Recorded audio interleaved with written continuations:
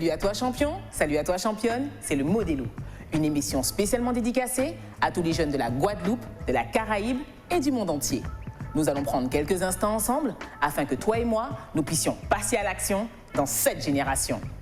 Let's go! L'estime de soi, qu'est-ce que c'est?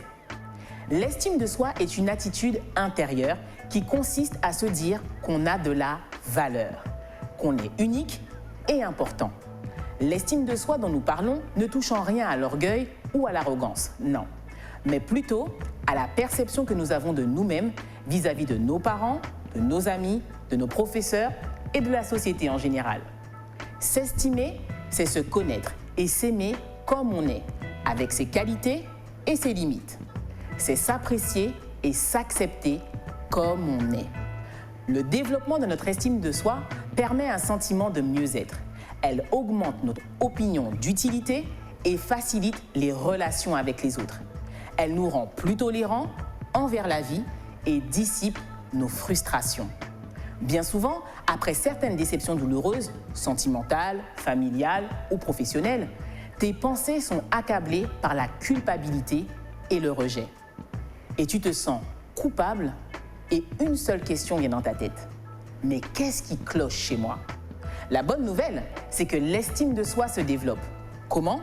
En apprenant à reconnaître tes bons côtés, par exemple, à te sentir bien dans ton corps, bien dans ta peau et bien dans ton être profond.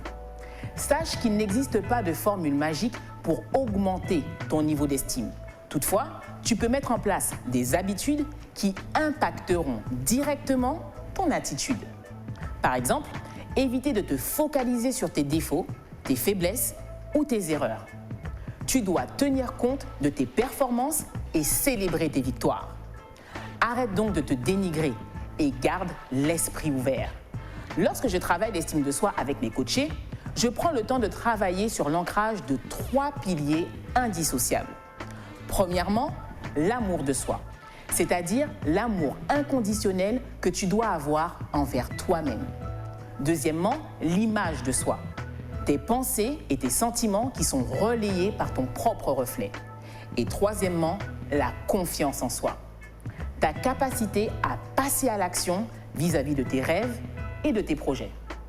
Nous développerons ces 3 aspects de l'estime de soi dans les prochains numéros. Alors, reste connecté. Nous sommes une génération de champions et c'est à nous de faire la différence car nous sommes la différence.